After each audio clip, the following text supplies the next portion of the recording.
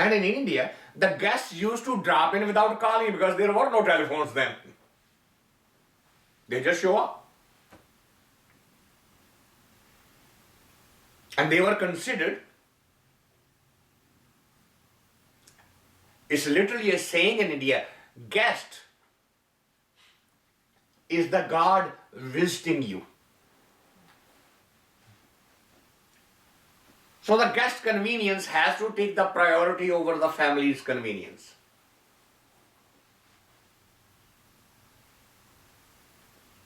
And the guests also knew that these are the means and this is how we live. So if we will make a bed for the guest in the outside, in the open, the guest will be perfectly happy. Why? There is no comparison that back in my home, I have my private room. How come when I'm visiting you, you don't give me your private room?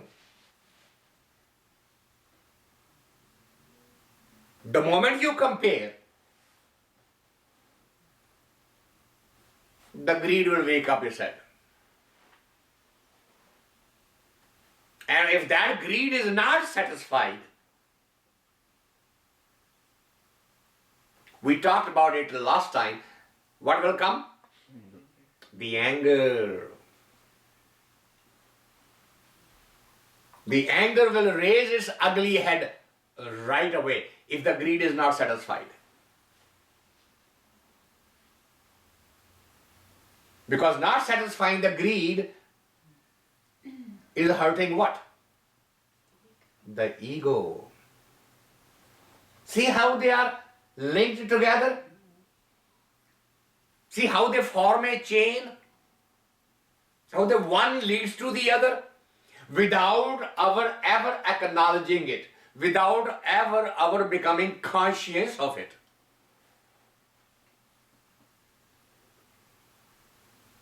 It's just there. I have been insulted.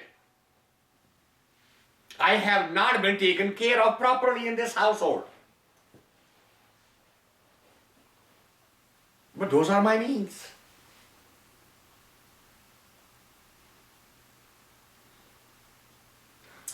I'm sure you went through the experience of a wedding. How many people you found just lying on the same floor with a... Should the host have arranged separate hotel rooms for them? Do you know what will happen if I go to my friend's wedding and for my comfort he will say, I have arranged a room for you in so and so hotel and I will make sure we pick you up from there and drop you there. You know what my reaction would be? That means you don't consider me part of your family any longer. That means I am an outsider. But we are going to be sleeping on the floor with just one blanket on. Well, who wants to sleep when there is a wedding going on?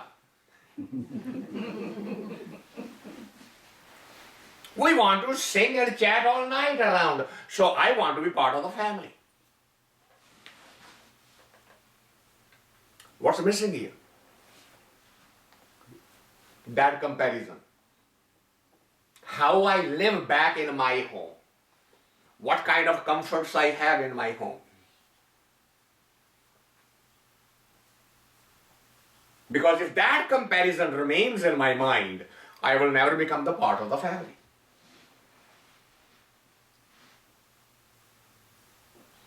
Part of the reason why that type of bondages do not develop in the Western culture.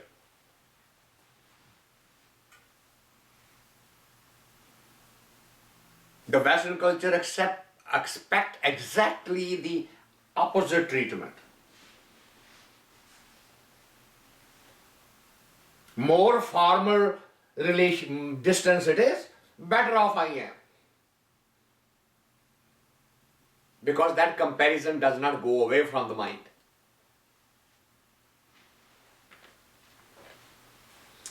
Foundation of the greed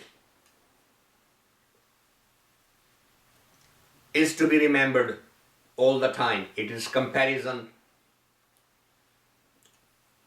with whatever you want to compare to. You go to the office in the morning and you find a new outfit. Whether it's a man or a woman, it is irrelevant.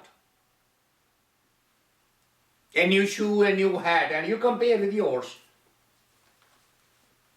There is going to be an urge immediately. Can I take an hour off from the work and just go and buy this right away?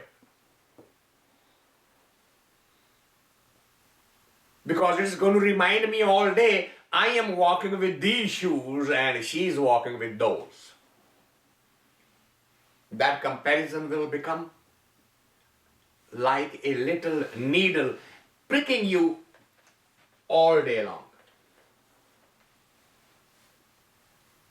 Where is this coming from? So when you look inside, what have you forgotten?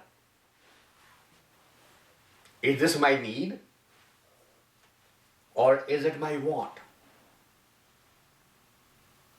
If you cannot distinguish very clearly between your needs and your wants, you cannot get rid of greed. Impossible. The greed starts going down the moment you look at your desire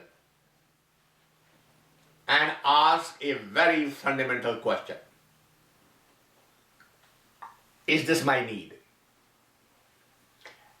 And if the answer from within comes, yes, it is, then ask the next question. How have I lived without it for so long? And if that does not help you, ask the next question. What about the people who cannot even think of having this? And all of a sudden, all of your needs will be put in the perspective.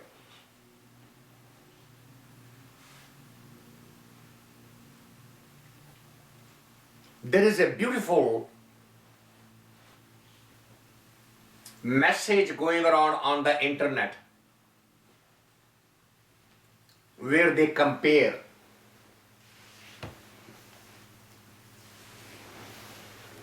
and they start with saying, you have difficulty in passing a particular exam, and they show the picture of a little child who is sitting on the ground and is trying to write a word in the dust on the ground. Cleans up the land and they write with the finger. A, B, C.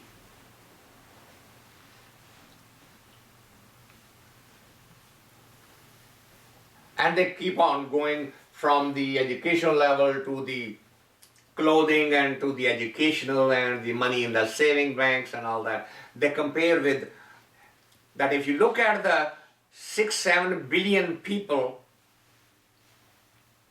on the planet, and the summary is,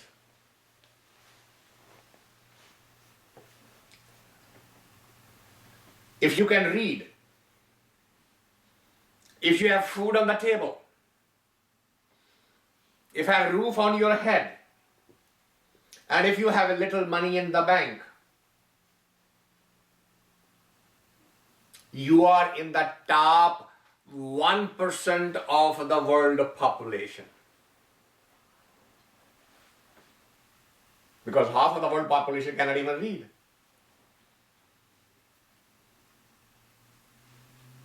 They don't have enough food to fill up their stomach, and we have problem of the overeating, isn't it? If there was no overeating in this country, there will be no health supply in this country either. that business will completely wipe out. The gym will disappear. The gym is there because first we eat and add the calories, then we go and run on the treadmill like a little monkey to get rid of that calorie.